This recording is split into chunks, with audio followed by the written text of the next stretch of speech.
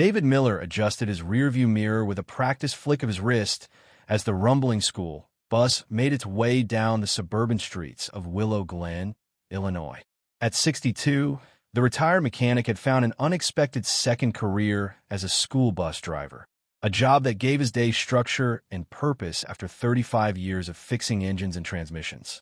The afternoon sun slanted through the windows, casting long shadows across the blue-gray seats.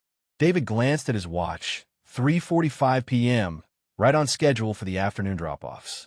Most of the students from Willow Glen Intermediate School chatted animatedly about weekend plans, upcoming tests, or the latest social media drama.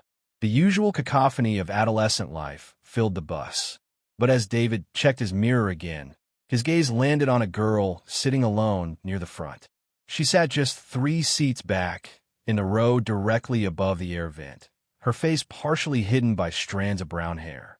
Her shoulders were hunched forward, and though she tried to hide it, David could see her hand occasionally coming up to wipe away tears.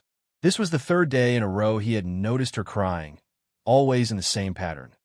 Quiet and reserved when the bus was full, gradually letting her guard down as students departed at their stops. David frowned, concern etching deeper lines into his weathered face. He had been driving this route long enough to recognize the signs of a troubled kid. Looking down at his clipboard where he kept the student roster, he confirmed what he already knew. Her name was Rory Carson, Class 9B. She had only been enrolled at Willow Glen for 2 weeks. The first week, David hadn't thought much of her quiet demeanor. New students often kept to themselves until they found their footing. But this second week had shown a disturbing pattern, and today seemed particularly bad. 5th Street coming up, David called out as he slowed for the stop. 2 boys grabbed their backpacks and made their way to the front, thanking David as they stepped off the bus. He watched them walk toward their homes before closing the door and continuing on his route.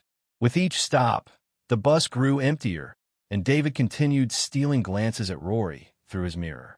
There were only 5 students left now, and Rory's stop was the last on his route. As the bus emptied further, her silent tears became more evident, a quiet sorrow that seemed to fill the bus's newfound silence. At one point, David noticed something peculiar. As he navigated a turn, Rory suddenly slouched forward, her hand disappearing beneath the seat. David couldn't see clearly what she was doing. He needed to keep his eyes on the road, but it appeared she was examining the air vent under the seat. A metallic clang echoed through the now quiet bus. "Everything all right back there?" David called, concerned. Rory's head snapped up, her eyes wide with surprise. "Yes," she said quickly, her voice barely audible. "Sorry, I dropped my tissue." David nodded and returned his attention to the road, but something felt off. He drew a long, contemplative breath. Yesterday, he had tried to strike up a conversation with the girl, asking about her classes and how she was settling in, but she had offered only one-word responses before retreating back into silence. After dropping off the remaining students, David finally approached Rory's stop, a modest 2-story house with faded blue siding at the end of Maple Drive. As he pulled the bus to a stop, David made a decision. He couldn't just ignore what he was seeing day after day. "Last stop," he announced, opening the door. Rory gathered her pink backpack and stood, her movements sluggish. As she passed David, he noticed her red-rimmed eyes and the dark circles beneath them, signs of sleepless nights and deep sadness. "Have a good evening, Rory," he said with a gentle smile. She nodded without making eye contact and stepped off the bus. To her visible surprise, David followed her, stepping down onto the sidewalk. "Why are you following me?" she asked, her voice tinged with alarm. David held up his hands in a placating gesture. "I can't help but notice you've been upset on the bus lately," he said. "It's happened several times now. I just wanted to make sure with your parents that everything's okay." Fear flashed across Rory's face, though she quickly tried to mask it. "No need for that," she insisted, her voice rising slightly. "It's nothing big. School's just been hard. I miss my friends from my previous school." David studied her face, uncertain. His decades of life experience told him there was more to the story, a hidden weight she was carrying, but he didn't want to push too hard and scare her away. "I understand," he said, but sometimes it helps to the front door of the house swung open suddenly, cutting him off. A man stepped out onto the porch, his expression impassive. "Rory," he called sharply, "come inside." Rory shot David a look that seemed almost pleading before rushing toward the house. Her footsteps hurried across the concrete walkway. The man's attention turned to David. "Is there a problem?" he asked, his tone neutral but somehow unwelcoming. David hesitated for a moment before deciding to approach. He walked up the path toward the porch, stopping a respectful distance away. "No problem, sir," David said. "I'm David Miller, Rory's bus driver. I just wanted to check in because I've noticed she seems upset on a ride home lately." The man's expression didn't change. "I'm Greg Whitmore, Rory's stepfather," he said. "Her mother isn't home right now." David nodded. "I just wanted to let you know that Rory's been crying on the bus. I was concerned something might be troubling her." Greg's face softened slightly, though it didn't reach his eyes. "Her grandmother passed away recently," he explained. "It's been hard on all of us, but especially on Rory. They were close. She'll get over it, hopefully." "I'm very sorry to hear that," David said, feeling a twinge of relief that there was an explanation, yet still unsettled by Greg's detached tone. "Please accept my condolences. I didn't mean to intrude." "Thanks," Greg said, already turning away. "Have a good day." Before David could finish wishing them a good evening in return, the door closed with a decisive click. Walking back to his bus, David couldn't shake a nagging feeling of unease. The stepfather's explanation made sense, a plausible reason for a young girl's sadness, but something about his demeanor felt off. There was no trace of grief in his voice when he mentioned the grandmother's death, and he had seemed awfully quick to dismiss David, eager to end the conversation. "Maybe I'm overthinking it," David muttered to himself as he climbed back into the driver's seat. "Maybe it could just be busy or private." Still, as he started the engine and pulled away from the curb, the image of Rory's pleading look stayed with him, a silent question in her eyes. David drove the bus back to the station, navigating the familiar streets on autopilot, while his mind remained preoccupied with Rory. The afternoon sun was beginning to descend, casting long shadows across the neighborhood as he pulled into the school bus depot. After parking in his designated spot, David began his end-of-day routine. He walked the length of the bus, checking each seat for forgotten items and collecting the inevitable assortment of trash, crumpled homework assignments, empty chip bags, and half-finished water bottles. He placed each item into the garbage bag he always kept on hand, moving methodically from the back of the bus toward the front. When he reached the front seats, David paused. This was where Rory had been sitting, right above the air vent. He recalled the clang he'd heard and her hurried explanation about dropping a tissue. Looking at the seat now, he realized he hadn't seen her with any tissues when she left the bus. Maybe she'd put it in her pocket, but David's instincts, honed over years of observing people, told him to investigate further. He crouched down, his knees protesting with a dull ache. The floor around the seat appeared clean, no tissues or obvious debris. David's attention turned to the air vent itself. It was securely fastened to the floor, but as he examined it more closely, he noticed a small gap between the vent and the seat base. "Let's see what we have here," he murmured, reaching his fingers into the narrow space. His fingertips brushed against something smooth and unfamiliar. With some effort, David managed to extract a small plastic package. We pulled out into the light, his breath caught in his throat. It was a blister pack of pink pills, partially used. David turned it over in his hand, studying the unfamiliar medication. The brand name was printed on the back, along with dosage information. What in the world? David pulled out his phone and quickly searched for the drug name online. His eyes widened as he read the search results. They were pregnancy prevention pills, birth control. David sat heavily in the driver's seat, staring at the package in his hand. A 14 or 15-year-old girl was hiding birth control pills under her seat on the school bus. Combined with her crying and withdrawn behavior, it painted a concerning picture, a mosaic of distress that Greg Whitmore's explanation about a grieving grandmother couldn't fully explain. This was something else entirely, something that demanded immediate attention. David took several photos of the pills with his phone, carefully documenting what he'd found and where. Then he tucked the pills into his waist bag, feeling the weight of responsibility settle on his shoulders. This wasn't something he could ignore or delegate easily. With slightly trembling fingers, David located the principal's contact information in his phone and attached the photos to a message. Found these hidden under a seat on my bus today. They belong to a student. Please advise on next steps. After sending the message, David waited a moment, but no immediate response came. Growing increasingly anxious, a knot tightening in his stomach, he decided to call the principal directly. After 3 rings, a curt voice answered. "This is Principal Daniels." "Hello, sir, this is David Miller, bus driver for Route 14. The principal's sigh was audible through the phone. "Mr. Miller, I'm currently in a meeting with the school board. Is this urgent?" "I believe it is, sir. I just sent you some photos." "I haven't had a chance to check my messages." Principal Daniels cut in, his voice strained with impatience. "How important could it be that it can't wait until after my meeting?" David hesitated, unsure how much to say over the phone, reluctant to discuss the sensitive nature of his discovery in a potentially non-private conversation. "I found something concerning on the bus that belongs to one of your students. I think you should take a look as soon as possible." "I'll look at whatever you sent after my meeting," the principal responded, his tone making it clear the conversation was over. "I don't like to be disturbed unless there's a genuine emergency." The call ended abruptly, leaving David staring at his phone in frustration. He had expected more urgency from the principal, a greater sense of alarm, especially given the nature of his discovery. "Guess I'll have to handle this myself for now," David muttered, pocketing his phone and gathering his belongings. David returned the bus key at the station office, clocked out, and headed to the parking lot where his old Buick waited. The car had seen better days. The blue paint was fading, and there was a persistent rattle in the engine, but it had been with him for 15 years and still ran reliably enough.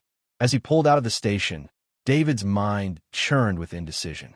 He knew his route home would take him right past Rory's house. Part of him felt compelled to stop there again, to show the stepfather what he'd found and ensure the girl was safe. But the memory of Greg Whitmore's dismissive attitude gave him pause.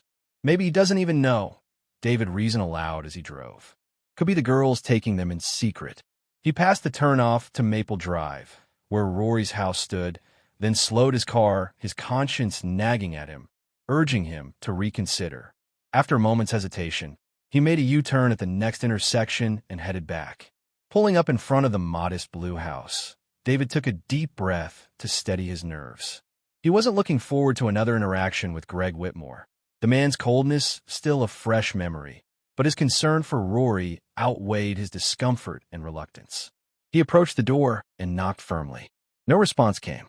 He waited a reasonable interval, allowing time for someone to answer, before knocking again, this time a bit louder. Still nothing. David peered through the front window.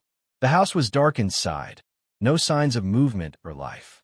It appeared no one was home, despite it being less than an hour since he dropped Rory off. A wave of unease washed over him. Where could they have gone so quickly? Returning to his car, David pulled out the emergency contact list he kept for all the students on his route. He located Rory's information and found the contact number listed under Greg Whitmore's name. He dialed the number, but after several rings, it went to voicemail. "Strange," David muttered, hanging up without leaving a message. With a sigh, he started his car again and continued his journey home. He had done what he could for now. Perhaps the principal would call him back soon, or he could try contacting Rory's family again later, though the stepfather's unwelcoming demeanor made him hesitant. David had driven only a few miles when he spotted a familiar figure emerging from the pharmacy on Cedar Street. It was Rory, walking alone. She looked miserable, one arm wrapped around her stomach as if in pain. Without thinking twice, David pulled over to the curb and got out his car. "Rory," he called softly, not wanting to startle her. The girl looked up, surprise and weariness crossing her face when she recognized him. She stopped walking but maintained her distance, a wary look in her eyes. "Are you all right?" David asked, noticing her pale complexion and the way she clutched her side. "You look like you're in pain." "I'm fine," she said flatly, though her posture suggested otherwise. David glanced around. Where's your stepfather? Did he drop you off here? That's not your business, Rory replied, her voice hardening, a defensive edge creeping in. What do you want from me? David raised his hands in a non-threatening gesture. I'm just concerned about you. That's all. I've been driving school buses for years, and I can tell when a student is having a tough time. Rory shifted uncomfortably, clutching her stomach tighter. I said I'm fine. Please leave me alone. Before David could respond, a middle-aged couple walking past slowed their pace, looking between him and Rory with concern, their eyes questioning. Everything okay here? The man asked, directing the question to Rory. The girl hesitated, then said in a quiet voice, her gaze fixed on the ground, He scares me. The couple immediately stepped between David and Rory, their posture protective, their faces stern. Sir, I think you should leave, the woman said firmly. David felt his face flush with embarrassment and frustration. I'm her school bus driver. I was just checking if she needed help. She clearly doesn't want your help, the man replied, his voice leaving no room for argument. Move along before we call the police. Seeing no way to explain himself without making the situation worse, the scene having escalated unexpectedly, David reluctantly returned to his car. As he pulled away from the curb, he glanced in his rearview mirror and saw that the couple had already continued walking, leaving Rory alone once again, a small, vulnerable figure on the sidewalk. He slowed his car, watching as Rory suddenly bent over a nearby garbage bin and retched violently. Something is very wrong here, David muttered, feeling increasingly troubled.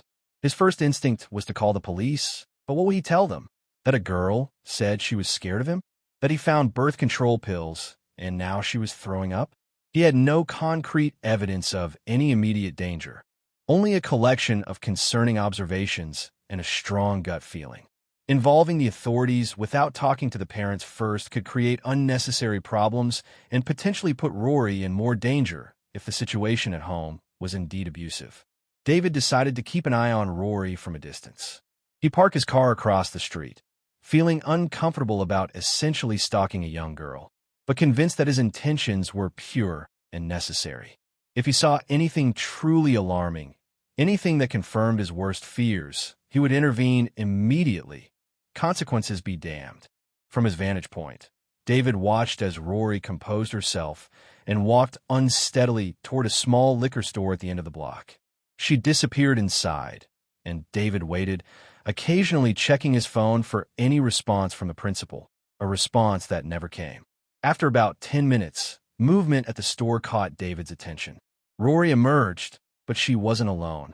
Greg Whitmore followed her out, turning to lock the door behind him and flipped the sign from open to closed. David realized that Greg must own or work at the liquor store, explaining why he hadn't been home earlier and shedding a little more light on the stepfather's hurried demeanor. The two walked to a sedan parked nearby. Through his car window, David observed Greg hand something to Rory to drink from. From this distance, he couldn't tell if it was alcohol or something innocent like water or soda. The girl took it without enthusiasm, keeping her gaze downward, her posture still suggesting discomfort and reluctance. David's finger hovered over the emergency call button on his phone. Should he call the police now? What if he was overreacting and there was a perfectly innocent explanation for everything he'd seen, a simple family outing after a difficult day? But what if he wasn't? What if Rory was in real danger, a danger that was escalating before his eyes? As he debated with himself, the seconds stretching into an eternity, Greg's car pulled away from the curb. Making a split-second decision, a decision driven by instinct and a deep-seated need to protect, David started his engine. He would follow them just to make sure Rory was safe, and meanwhile keep trying to reach someone in authority who could help, someone who would listen and take his concern seriously. As David followed Greg's sedan at a discreet distance, keeping several cars between them, he racked his brain for other ways to help Rory. The principal hadn't responded to his message, proving less than helpful in a moment of potential crisis. But perhaps there was someone else at the school he could contact, someone who might have a better understanding of Rory's situation or be more willing to act. With one eye on the road ahead and the other on the car he was following, David scrolled through his contacts until he found a number for Rory's homeroom teacher, Miss Margaret. He had met her at the beginning of the school year during the staff orientation day and remembered her as a caring, attentive educator, someone who genuinely seemed to invest in her students' well-being. He put the phone on speaker and placed it in the cup holder as it rang, the sound of small, hopeful noise in the tense silence of his car. "Hello." A female voice answered after the third ring. "Miss Margaret? This is David Miller, the driver for bus Route 14. "Yes, Mr. Miller. Is everything all right?" Her voice held a note of surprise at receiving a call from a bus driver outside of routine school matters. "I'm calling about one of your students, Rory Carson," David explained, keeping his voice low even though there was no way Greg or Rory could hear him from the other car. "Have you noticed anything unusual about her behavior lately?" There was a pause before Ms. Margaret responded, her tone more serious, a hint of concern entering her voice. "Actually, yes. She's very quiet, never approaches any of the other students for friendship, and she's been excusing herself to the restroom multiple times during class." David nodded to himself, another piece of the puzzle falling into place, confirming his own observations. "Anything else?" "Today, she seemed particularly unwell," Miss Margaret continued, her concern growing. "I suggested she go to the clinic, but apparently she went to the theater room instead and fell asleep. One of the drama teachers found her there later. Did you report this to Principal Daniels?" David asked carefully, maintaining his distance from Greg's car as they turned onto the highway, heading out of Willow Glen. "Yes, but he dismissed it as typical new student rebellion. Said he'd deal with her tomorrow after his meeting with the school board." Miss Margaret paused, a sense of frustration evident in her voice. "Why are you asking about this, Mr. Miller? Has something happened on your bus?" David took a deep breath, the gravity of the situation settling even more heavily upon him. "I found something under Rory's seat today." He briefly pulled over to the side of the road, the car idling as he quickly sent Ms. Margaret the same photos he'd sent to the principal. "I'm sending you pictures now." He heard the soft ping of a received message, then silence as Ms. Margaret presumably examined the images, the digital evidence of his troubling discovery.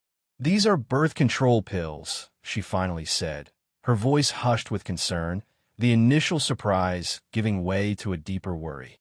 "Where exactly did you find these?" "Hidden under the seat where Rory always sits," David confirmed. "Based on what I've observed and what you've just told me, I'm very worried about her." "This is serious." "This is serious," Ms. Margaret agreed, her voice firm now. "The parents need to know about this immediately." "I've been trying to reach them," David explained, quickly describing his earlier visit to their home and his current situation following Greg's car, explaining the stepfather's odd behavior and the lack of response. "I'm considering calling the police, but I'm not sure if that's the right move yet. I didn't want to overreact." "Please don't call the police just yet, Mr. Miller," Ms. Margaret urged, her tone reflecting a desire to handle the situation with care, perhaps to avoid unnecessary alarm or complications for Rory. "Principal Daniels would be furious if we involve law enforcement without his approval. We should try to handle this internally first. I'll see if I can find the mother's contact information in our system. She might be easier to reach and more receptive." David noticed that Greg's car was now heading toward the outskirts of town, away from residential areas, the familiar suburban landscape giving way to more open fields and scattered buildings. "They're driving to the edge of town now," he reported, a fresh wave of concern washing over him. "I'm going to stay with them and make sure Rory's safe. I don't feel right about leaving her alone." "Be careful, Walter," Miss Margaret cautioned, her voice filled with genuine worry. "Keep me updated, and I'll try to reach the mother as quickly as I can." After ending the call, David focused on maintaining a safe following distance as Greg's sedan continued down the highway. After about 45 minutes of driving, the scenery becoming increasingly rural, they turned off toward a rural park, a spacious area with walking trails, picnic grounds, and a small lake. It was approaching 4:30 p.m., and while the park wasn't crowded, there were still a few families enjoying the late afternoon sunshine, a seemingly idyllic scene that contrasted sharply with the tension David felt. Greg parked in the lot near the entrance, and David found a spot several rows away where he could observe without being obvious, his old Buick blending in with the other parked vehicles. He watched as Greg and Rory got out of the car and walked toward the picnic area. Greg carried a small cooler, while Rory trailed behind him, her posture suggesting reluctance and a heavy weariness. David waited until they were settled before cautiously exiting his own vehicle and following on foot, maintaining his distance but keeping them in sight, a silent guardian in the background. A sense of dread pooled in David's stomach, a cold, heavy feeling, but he desperately hoped it was just a regular family picnic, a simple outing after a difficult day. But why did the girl look so miserable, so utterly dejected, if this was just an innocent family outing? Her demeanor contradicted the normalcy of the setting. David made his way through the park, staying on the paved paths and trying to appear like any other visitor enjoying the late afternoon sunshine, a casual observer blending into the landscape. He kept Greg and Rory in his peripheral vision, not wanting to draw attention to himself by staring directly at them. The stepfather had set up a picnic blanket on the grass, arranging items from the cooler he'd brought. David observed as Greg opened a bottle of beer for himself and handed Rory what appeared to be a soft drink in a can. Relief washed over David at the sight. At least Greg wasn't giving alcohol to a minor as he had feared earlier, a small comfort in a sea of worry. From his vantage point on a nearby bench, partially hidden by a large oak tree, David watched their interaction. What might have looked like a normal family picnic to casual observers struck him as distinctly uncomfortable, the forced casualness of the scene amplifying the underlying tension he sensed. Rory sat stiffly at the edge of the blanket, barely touching her drink. She kept her gaze fixed on the ground, avoiding eye contact with Greg, responding to his occasional comments with minimal movement, her body language screaming reluctance. At one point, Greg reached over and placed his hands on Rory's shoulders in what appeared to be a joking massage, a gesture that felt predatory rather than affectionate to David's discerning eyes. The girl immediately tensed and shoved his hands away with surprising force, a raw, desperate movement. Greg laughed it off, a hollow, forced sound, but David could see the brief flash of anger in his expression, a chilling glimpse of something hidden beneath the surface. "Maybe I am overreacting," David murmured to himself, doubt creeping in, a flicker of uncertainty in the face of the seemingly normal surroundings. Perhaps Rory really was just grieving her grandmother's death, as Greg had claimed. Perhaps the birth control pills were related to a relationship with a boy her own age, troubling for someone so young, but not necessarily sinister. David was considering leaving and allowing the principal, however ineffective he seemed, or Ms. Margaret to handle the situation tomorrow, allowing the school system to take over, when he noticed 3 men approaching Greg and Rory's picnic spot.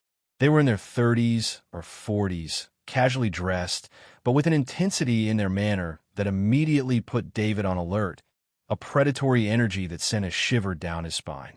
Greg stood to greet them, slapping one on the back and laughing as if they were old friends, a sudden shift in his demeanor that seemed unnatural and forced. After a brief conversation that David couldn't hear from his position, too far away to catch the words but close enough to sense the hushed urgency, Greg gestured for Rory to get up. The 5 of them, Greg, Rory, and the 3 men, began walking away from the picnic area toward a plain white building that appeared to be a maintenance shed for the park, a small, nondescript structure tucked away from the main picnic grounds. David's unease returned tenfold as he watched one of the men produce a key and unlock the door. There was no legitimate reason David could imagine for 4 grown men to take a teenage girl into a locked shed in a secluded part of the park. This was no longer a question of overthinking or misinterpreting. This was wrong, deeply and fundamentally wrong. His hands shaking slightly, a surge of adrenaline coursing through him, David pulled out his phone and dialed 911, his heart pounding in his chest. 911, what's your emergency? The dispatcher answered promptly, their voice calm and professional, a stark contrast to the turmoil David felt. I need to report a suspicious situation involving a minor, David said, keeping his voice low as he moved closer to the shed, seeking cover behind a cluster of trees. I'm at Lakeside Park, near the maintenance buildings on the east side. A teenage girl has been taken into a locked shed by 4 adult men. I believe she may be in danger. Sir, are you certain the girl is in danger? Do you know her? The dispatcher asked, their tone shifting to one of increased seriousness. Yes, I'm her school bus driver.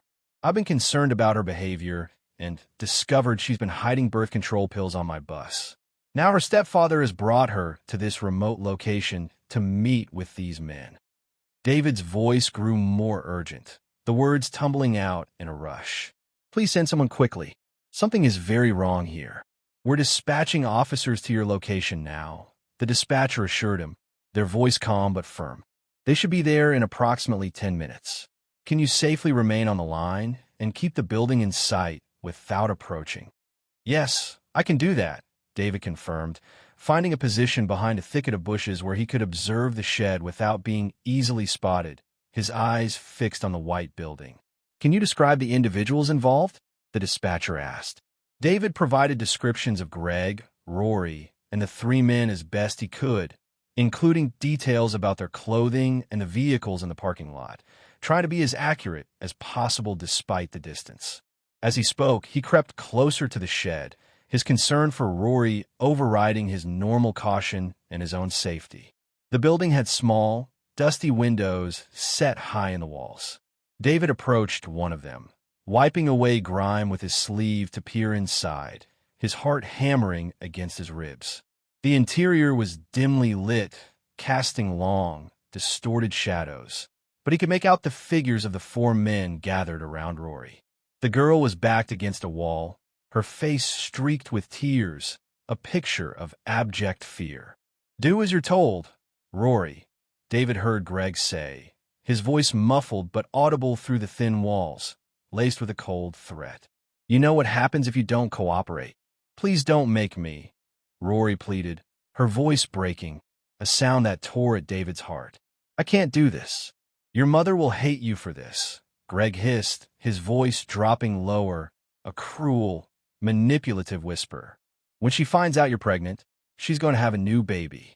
She'll forget you even exist. David's blood ran cold at the words, a sickening wave of understanding washing over him. He relayed what he was hearing to the 911 dispatcher, his voice tight with anger and fear. The police are 3 minutes out, the dispatcher informed him, their voice a lifeline in the darkness. Please do not attempt to intervene yourself. Stay where you are. David was about to respond, to assure the dispatcher he would wait, when he felt a hand on his shoulder.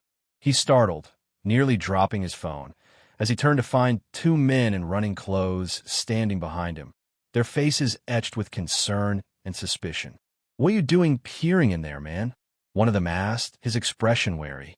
David hastily explained the situation, keeping his voice low, his words urgent. There's a girl in there who needs help. I've called the police. They're on their way. It's her stepfather and 3 other men, and I think they're hurting her. The 2 joggers exchanged glances, their initial suspicion giving way to alarm. Then they peered through the window themselves, their expressions hardening as they took in the scene inside the dimly lit shed. We can't just wait out here, the taller of the 2 said, his jaw set with determination, a spark of righteous anger in his eyes.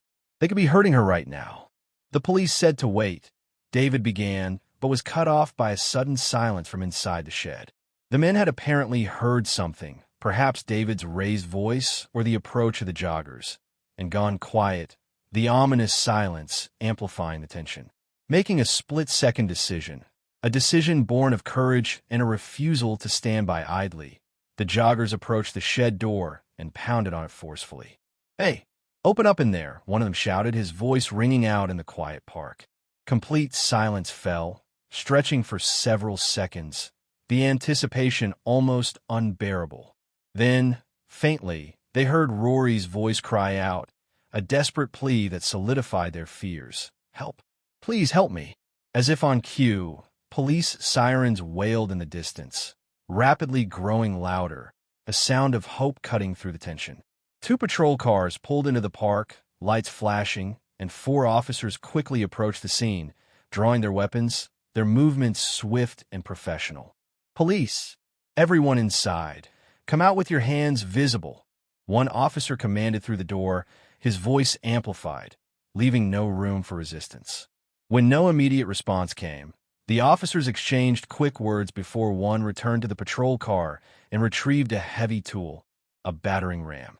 With practiced efficiency, they breached the door, the wood splintering around the lock with a loud crack. "Hands up! On your knees now!"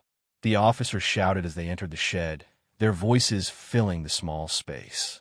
3 of the men immediately complied, dropping to their knees with their hands raised, their faces pale with fear and surrender. But Greg remained standing near Rory, who was huddled on the floor, trembling, her arms wrapped protectively around herself. "Step away from the girl," an officer ordered, his weapon trained on Greg, his voice a clear, authoritative command. Greg's face contorted with defiance, a flicker of anger and denial in his eyes. "This is all a misunderstanding," he insisted, not moving from his position over Rory, his body language still controlling. "Last warning," the officer said firmly. "Step away now, or we will use force."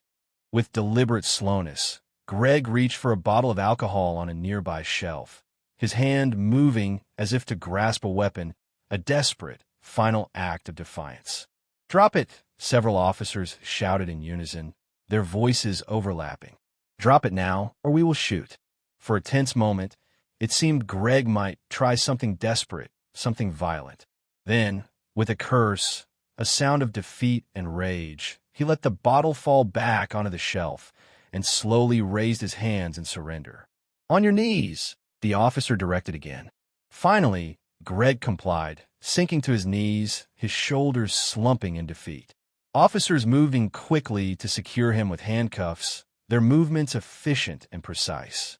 As they led the men out one by one, Greg's gaze locked on David, standing outside, his face twisted with rage, a chilling look of hatred. With a sudden burst of strength, he lunged toward David, nearly breaking free from the officer's grip, the anger momentarily overpowering his restraints. This is your fault," he shouted, attempting to headbutt David before the officers restrained him fully, subduing him completely. David stepped back, shock coursing through him at the man's unexpected violence and the depth of his rage. He watched as the officers secured Greg in one of the patrol cars, the man still hurling obscenities through the open window, his fury unrestrained. Inside the shed, Rory remained huddled on the floor, her arms wrapped protectively around herself, her small body trembling. An officer gently approached her, his voice calm and reassuring, a stark contrast to the chaos that had just unfolded. Within 20 minutes of the arrests, the quiet park had transformed into a flurry of official activity. 2 additional police cars had arrived, their lights flashing, along with an ambulance and a vehicle carrying a social worker, resources converging to address the unfolding crisis. Yellow crime scene tape cordoned off the area around the shed, marking it as a place of investigation, and officers were taking statement from David and the 2 joggers who had helped intervene, their actions proving pivotal. The paramedics had guided Rory to sit at the back of the ambulance, where they were checking her vital signs and offering her a blanket, a small comfort despite the mild evening temperature. A female social worker sat beside her, speaking in gentle tones that David couldn't hear from where he stood, her presence a source of calm and support. David watched as the 2 joggers finished giving their statements. They nodded to him as they departed, one giving him a respectful thumbs up, a silent acknowledgement of his role in the events. David felt profound gratitude for their intervention, strangers who had chosen to get involved when they could have simply walked away, their courage a vital element in the rescue. As the police finished recording his own statement, a detailed account of his observations and actions, David saw Rory glance in his direction. Her eyes, still red from crying, held a new expression, tentative gratitude, a fragile light in the aftermath of her trauma. She said something to the social worker, who nodded and motioned for David to approach. David walked over slowly, not wanting to overwhelm the girl after all she had been through, conscious of the fragile state she must be in. "Thank you," Rory said quietly as he reached the ambulance, her voice hoarse from crying, filled with a raw emotion. David nodded, his throat tight with emotion, unable to find adequate words. I'm just glad you're safe now, he managed, his voice rough. He crouched down to be at her eye level, trying to create a sense of connection and trust, then reached into his waist bag and carefully withdrew the pills he had found earlier. He showed them to Rory and the officials present, the small plastic package a tangible piece of evidence. "Rory," he said gently, his voice soft but firm, "I found these under your seat on the bus. I think you need to explain to these people about these pills, if you were taking them because of what your stepfather was doing to you." Rory's face crumpled at the sight of the pills, fresh tears spilling down her cheeks, the painful memories flooding back. She looked between David, the social worker, and the female police officer who had joined them, her eyes filled with a mixture of shame and fear. "It's okay, Rory," the social worker assured her, her voice calm and compassionate. "You're not in trouble. We just need to understand what's been happening so we can help you." Rory took a shuddering breath and began to speak, her voice barely above a whisper, the words difficult to articulate but necessary for her healing. "My mom divorced my real dad last year," she began. "He got in trouble with the police for fraud or something." She paused, the memory seemingly painful. "Then Mom met Greg, and she got pregnant pretty quickly." Rory paused again, rubbing her arms as if cold despite the blanket, a small gesture of self-comfort. "Mom's been gone for 2 weeks now. She's staying in my grandmother's house because it's our family tradition. She wanted to give birth there and stay for a month to take care of the baby." The social worker made notes as Rory spoke, occasionally nodding encouragingly, her presence a silent support. "When did Greg start hurting you?" the police officer asked gently, her tone kind and understanding, encouraging Rory to share her painful secret. Rory's gaze dropped to her hands, her fingers twisting in her lap. "A month ago," she whispered, the memory clearly traumatic. "He started coming into my room at night when I was sleeping. I was so scared, but he told me if I told anyone, especially my mom, he would kill us and the baby too." Her voice broke, the dam of her emotions finally giving way, and she sobbed quietly. "So I just kept quiet all the time. I didn't know what else to do. And the pills," David prompted softly, gesturing to the birth control package, needing to understand the connection. "I started feeling sick in the mornings," Rory continued, her voice gaining a little strength as she spoke, the truth finding its way out. "One of the girls at school noticed and told me I should get pregnancy prevention pills. I didn't really understand, but she said they would help me not get pregnant, so I bought them with money I had saved from babysitting." The paramedic exchanged glances with the social worker, both looking concerned, their professional understanding recognizing the tragic misunderstanding. "Rory," the paramedic said carefully, her voice gentle, "if you were already feeling sick, like morning sickness, then prevention pills wouldn't help. They're meant to prevent pregnancy before it happens, not in one that's already begun." Rory looked up, confusion and fear in her eyes, the weight of the realization settling upon her. "I didn't know that," she whispered.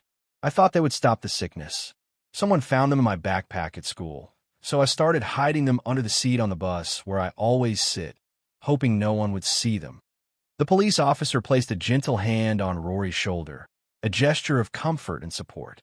"Rory, we're going to need to contact your mother and your school, and we'll need to have a doctor examine you to determine if you're pregnant." "No, please," Rory begged, fresh panic rising in her voice, her eyes wide with terror. "I don't want this. I can't be pregnant. My mom will hate me." "Your mother won't hate you," the social worker assured her firmly, her voice leaving no room for doubt. "None of this is your fault, Rory. Your stepfather is the one who did something terrible, not you. We need to talk to your mother," the officer said firmly but kindly. "This isn't something we can keep from her. She needs to know so she can help you." Rory's shoulders slumped in defeat as she nodded, tears streaming silently down her face. The weight of her secret finally lifted but replaced by a new set of fears. David watched the interaction with a heavy heart. He had seen troubled kids before in his years as a bus driver, children facing difficulties and hardships, but nothing like this, nothing so heartbreakingly complex. He cleared his throat, drawing the attention of the officials. "If it's all right," he said, his voice a little hoarse, "I'd like to accompany Rory to the hospital." I want to make sure she's not alone while waiting for her mother. The social worker considered this for a moment, observing David's genuine concern, then nodded. That will be fine, Mr. Miller. We'll need to take your statement at the hospital as well, a more formal account of the events. One of the police officers approached their group. The principal has been contacted. He informed them, confirming that the school was now aware of the situation, however belatedly. He says he'll meet us at the hospital. David nodded, remembering the message he had sent earlier that had gone unanswered. The principal's initial dismissiveness, a stark contrast to the current urgency. Her homeroom teacher, Ms. Margaret, also knows about the situation, he added. I called her earlier when I became concerned. We'll contact her as well, the officer confirmed, ensuring all relevant parties were informed. Now, let's get Rory to the hospital for proper care. The emergency room of Willow Glen Memorial Hospital buzzed with its usual controlled chaos as David sat in an uncomfortable plastic chair, waiting for news, the sterile smell of the hospital air filling his nostrils. After their arrival, Rory had been whisked away for examination, leaving David to give his statement to the police in a small conference room down the hall, recounting the events of the afternoon in detail. He checked his watch. Nearly 2 hours had passed since they'd arrived at the hospital, each minute stretching into an eternity of waiting. The social worker, a compassionate woman named Ms. Rivera, occasionally updated him on what was happening, offering small snippets of information, but the details were necessarily limited due to privacy concerns, especially given Rory's age. As David sipped a cup of mediocre coffee from the vending machine, the bland taste doing little to soothe his frayed nerves, Ms. Rivera approached him again, her expression kind but serious. Mr. Miller, she said, taking a seat beside him, her presence a calming influence. Rory is asking for you. They finished the initial examination, and she's been moved to a private room upstairs if you'd like to see her. I can take you there now. David stood immediately, the discomfort of the waiting room forgotten in his eagerness to see Rory. Yes, please. Ms. Rivera led him through a maze of corridors, the hospital a confusing labyrinth, to a small room where Rory sat on the edge of a hospital bed. She looked impossibly small in the oversized hospital gown, her frame lost in the fabric, her eyes red-rimmed but dry for the moment, a fragile picture of vulnerability. A female doctor, Dr. Chun, was making notes on a tablet near the window. Walter, Rory said, a hint of relief in her voice upon seeing a familiar, friendly face. How are you doing, kiddo? He asked gently, taking a seat in the chair beside her bed, wanting to be at her level, to offer comfort and support. Before she could answer, the doctor spoke up, her voice calm and professional. Mr. Miller, I'm Dr. Chun. I understand you're the one who initially noticed something was wrong. David nodded. I'm Rory's bus driver. I noticed her crying on the bus every day and then found those pills. Dr. Chin's expression was grave, her gaze meeting David's. I've completed my examination of Rory, and I've confirmed that she is indeed pregnant, currently in the first week of pregnancy. David closed his eyes briefly, the confirmation of his worst fears hitting him like a physical blow, a wave of sadness and anger washing over him. When he opened them again, he saw tears silently streaming down Rory's face, her small body trembling with silent sobs. A commotion in the hallway interrupted the moment. A woman's voice, high with panic and urgency, could be heard demanding information from the hospital staff. Seconds later, the door burst open, and 2 women rushed in. One in her late 30s and another perhaps 20 years older, their faces a mixture of fear and desperation. Rory, the younger woman cried, rushing to the bed and gathering the girl in her arms, her embrace tight and protective. Oh my God, baby, what happened? The police called and said. She broke off, unable to finish the sentence as she held her daughter tightly, the reality of the situation overwhelming her. Mom, Rory sobbed, clinging to her mother, finding solace in her embrace. The older woman, presumably Rory's grandmother, stood at the foot of the bed, her face a mask of shock and fury, her eyes blazing with anger. Where is he? She demanded of no one in particular, her voice sharp and full of rage. Where is that monster? I'll kill him myself. Dr. Chin stepped forward, her presence a calming force amidst the emotional turmoil. Mrs. Carson? Mrs. Carson's mother? I'm Dr. Chun. I've been caring for Rory since she arrived. Perhaps we could speak privately about her condition. Rory's mother pulled back slightly, her face pale with apprehension. Condition? What's wrong with my daughter? Dr. Chin glanced at Rory, then back to her mother, her expression gentle but serious. Mrs. Carson, I'm afraid Rory is pregnant. The words landed like a bomb in the small room, the air thick with unspoken shock and pain. Rory's mother swayed on her feet, her face draining of what little color remained. The grandmother rushed forward to support her, helping her into a chair where she sat heavily, her hands trembling as she covered her mouth, a silent gasp of disbelief. No, she whispered, her voice barely audible. No, that can't be. She's just a child.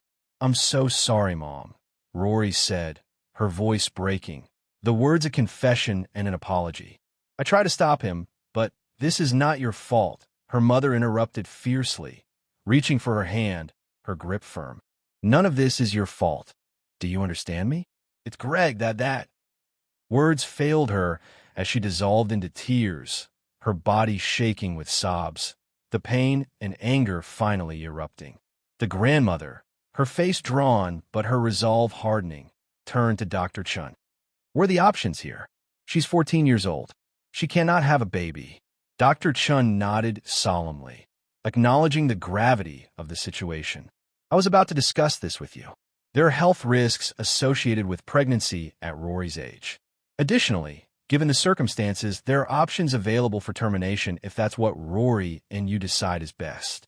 Illinois has some of the most progressive abortion laws in the country, Ms. Rivera added gently, providing relevant information without pressure. If that's the path you choose, there would be no legal barriers. David, feeling like an intruder on this deeply personal family moment, stood quietly, unsure of what to do or say. I should give you all some privacy, he said, moving toward the door, wanting to give them space to process the devastating news. Wait, Rory called out, her voice a little stronger, a plea for him to stay. Please don't go yet. Her mother turned, seeming to notice David for the first time, her eyes, though red from crying, holding a question. Who are you? This is David Miller, Mrs. Carson, Ms. Rivera explained, introducing him and clarifying his role in the events. He's Rory's school bus driver. He's the one who noticed something was wrong and ultimately alerted the authorities, bringing this to light. The grandmother approached David, tears still in her eyes, her expression one of profound gratitude. You saved our girl, she said, gripping his hand fiercely, her voice thick with emotion. Thank you. Thank you. David nodded, uncomfortable with the praise, feeling he had only done what was necessary. I just did what anyone should do, he said simply, deflecting the thanks. Rory's mother struggled to her feet and embraced David unexpectedly, a spontaneous gesture of gratitude. Thank you, she whispered before pulling away, wiping her tears. A knock at the door preceded the entrance of a police officer. Mr. Miller, could I speak with you for a moment? David nodded and followed the officer into the hallway, leaving the family to their private discussion with the doctor and social worker. I wanted to update you on the situation, the officer said once they were alone in a quiet corner of the hallway, his voice low and professional. Greg Whitmore is in custody and has been charged with multiple serious offenses. He's not talking, but the 3 men we arrested with him are cooperating in exchange for reduced charges. Their testimony is crucial. What have they told you? David asked, needing to understand the scope of Greg's actions. According to their statements, Whitmore has a history of predatory behavior. The officer explained, his expression hardening, a look of disgust on his face. He specifically targeted single mothers with daughters. He was jealous of Rory because she was from the first marriage. He took advantage of her and wanted to break her spirit so that her mother would reject her and focus solely on him and his upcoming child. David felt sick at the calculated cruelty, the sheer evil of the man's intentions. Will he be able to get out on bail? Not likely. The officer shook his head firmly. With the evidence we have and the testimony of the other men, he's facing serious jail time, a long time behind bars. and we're investigating whether he has a pattern of this behavior with other victims, looking for other potential cases. David nodded, relieved that the man would face justice for his horrific actions. What about the principal and Ms. Margaret? I contacted both of them earlier today, the officer confirmed. They're both at the police station giving statements. We're trying to determine if there was any negligence on the part of the school in not noticing or addressing signs of abuse. There may be repercussions for their inaction. David let out a breath he hadn't realized he was holding. Good. That's good. We'll need you to testify if this goes to trial, the officer added, preparing David for the next steps. But that's down the road. For now, you should go home and rest. You've done more than enough today. David nodded, suddenly aware of the bone-deep exhaustion that had settled over him, the emotional and physical toll of the day's events. I will, he promised. David exited the room where he had given his statement to the police, the exhaustion of the day finally settling into his bones as he walked down the corridor, the adrenaline wearing off. He noticed a woman sitting alone in the waiting area, her eyes red from crying, one hand resting protectively on her heavily pregnant belly. She looked up as David approached, and recognition flashed across her face. She stood with some effort, her body heavy with the late stage of pregnancy, extending her hand. Mr. Miller, I'm Laura Carson, Rory's mother. Her voice was soft but steady, filled with a quiet strength despite the obvious distress. I didn't get to properly thank you earlier for what you did for my daughter. You saved her. David shook her hand gently. Please call me David, and there's no need for thanks. How is Rory doing? Laura gestured to the empty seat beside her, and David sat down, grateful for the opportunity to speak with her. She sank back in her chair with a tired sigh, the emotional and physical strain evident. The doctor confirmed that she's indeed pregnant, now in the first week. Laura's voice caught slightly, the words heavy with pain and disbelief. They've explained the options to us. She twisted her hands in her lap, a gesture of anxiety. It's such an impossible situation. My daughter carrying my husband's child while I'm 8 months pregnant with his child as well. David remained silent, understanding there was nothing he could say to ease such an unimaginable burden, such a complex and heartbreaking tragedy. I never suspected, Laura continued, her voice barely above a whisper, filled with a profound sense of guilt and regret. I thought leaving her with Greg while I stayed in my mother's house to prepare for the baby was the right thing to do. Our family has this tradition. She trailed off, shaking her head, the weight of her perceived failure crushing her. How could I have been so blind? You couldn't have known, David said gently, offering what little comfort he could. Men like Greg are expert manipulators. They hide their true nature behind a facade. Laura nodded, though she didn't seem entirely convinced, the self-blame still heavy upon her. She started to stand, one hand bracing against the arm of the chair. I should get back to Rory. We still have so much to discuss about what happens next, about the decisions we need to make.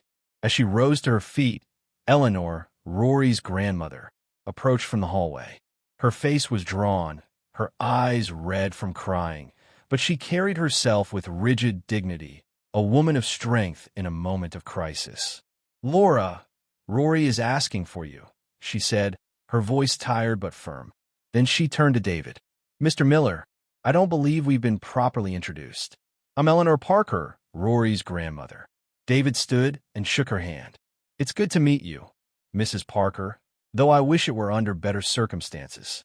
Suddenly, Laura gasped sharply, doubling over, her face contorted in pain as she clutched her abdomen. Laura, Eleanor rushed to her daughter's side, her voice filled with alarm. What's wrong? I think, Laura managed between gritted teeth, the words a painful effort, the baby's coming. David immediately called for help, his voice loud and urgent, and within moments, medical staff converged on them, a flurry of activity erupting in the quiet waiting area. Laura's water had broken, and contractions were coming rapidly, the stress of the day clearly triggering early labor. She's only 38 weeks, Eleanor told the doctor, her voice trembling with worry. The baby wasn't due for another 2 weeks. The stress likely triggered early labor, The doctor explained calmly as they helped Laura onto a wheelchair, their movements efficient and professional. We need to get her to the maternity ward immediately. As they began to wheel her away, Laura reached out and grasped David's wrist, her grip surprisingly strong. Please, she gasped through another contraction, her eyes pleading, stay with Rory. Don't leave her alone. David nodded, a silent promise in his eyes.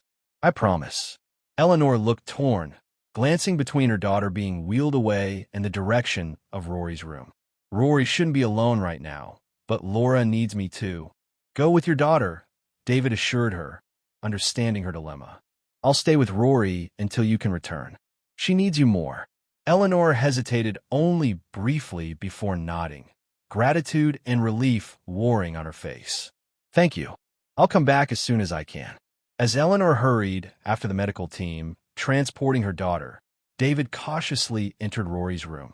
The girl sat on the edge of her bed, her face a mask of fear and confusion, the events of the day culminating in her mother's sudden labor, overwhelming her. Is my mom going to be okay? She asked as soon as she saw David, her voice small and worried. Your mom is strong, David reassured her, taking a seat in the chair beside her bed, wanting to offer comfort and a sense of stability. The doctors are taking good care of her. She'll be just fine. Rory nodded, though she didn't look entirely convinced, her brow furrowed with worry. She got so upset when we were talking about what to do. Her hand unconsciously went to her stomach, a hesitant, protective gesture. Grandma was saying I should keep it, that we could say it was someone else's, a boy from school or something. She said it would be easier. David kept his expression neutral, though inwardly he was troubled by the suggestion, the idea of concealing the truth adding another layer of complexity and potential pain to Rory's already difficult situation. What did your mom say? She got really angry, Rory said, her voice dropping to a whisper, remembering her mother's fierce reaction. Said she wouldn't let me sacrifice my life or carry that reminder forever. They sat in silence for a moment, the weight of the unspoken filling the room, before Rory spoke again, her voice so quiet David had to lean forward to hear her, the vulnerability evident in her tone. I heard my grandma talking to a nurse. She said the new baby will come soon, and my mom wouldn't have more time for her and will love me less. That the nurse should just, Her voice trailed off, unable to articulate the painful implication. David turned back to Rory, choosing his words carefully, wanting to offer reassurance and a different perspective, a message of unconditional love. Rory, I want to tell you something important, he said, his voice gentle but firm. I have 5 children of my own. Each one is different. Each one is special in their own way. And not once, not for a single moment, did loving one of them mean I had less love for the others. Rory looked up at him, her eyes wide with surprise and a flicker of hope. Love doesn't work that way, David continued, explaining a concept that often eludes young minds. It's not like a pie where each person gets a smaller slice when someone new comes along. It's more like he searched for the right metaphor, something she could understand, like a candle lighting another candle. The first flame doesn't get smaller. Instead, there's just more light. You really believe that? Rory asked, her voice small and hesitant, as if afraid to hope. I know it, David affirmed, his conviction clear. Your mother loves you, Rory. A new baby won't change that. And whatever decision you make about your own situation, that won't change her love for you either. Her love for you is a constant, a flame that will never diminish. Rory was quiet for a long time, considering his words, the weight of his assurance slowly settling upon her. Finally, she looked up at him with the ghost of a smile, a fragile return of hope. Thank you for finding those pills, David, and for following us today. I was so scared, so lost. I couldn't just look away when I knew something was wrong, David said simply, explaining the motivation behind his actions. That's not who I am. When you see someone in trouble, you help them. As they sat together, the quiet of the hospital room a sanctuary after the day's turmoil, waiting for news of Laura and the new baby, David reflected on the events that had brought him here. A simple observation, a moment of concern that he chose not to ignore, a decision to act rather than remain a passive observer. Small choices that had converged to change the course of a young girl's life, perhaps even saving it. He didn't know what decisions Rory and her family would ultimately make about the difficult path ahead, or how the healing process, both physical and emotional, would unfold in the days and weeks to come. But he knew that by choosing to pay attention, by refusing to look away from a child in distress, he had made a difference, a meaningful impact on a life that was in peril. And in the end, perhaps that was all any of us could hope to do, to notice when someone needs help and to find the courage, the compassion, and the determination to act, to be a light in the darkness. Thank you for reading this story. If you were moved by David's actions and Rory's resilience, please consider subscribing to our channel for more inspiring stories of courage and compassion.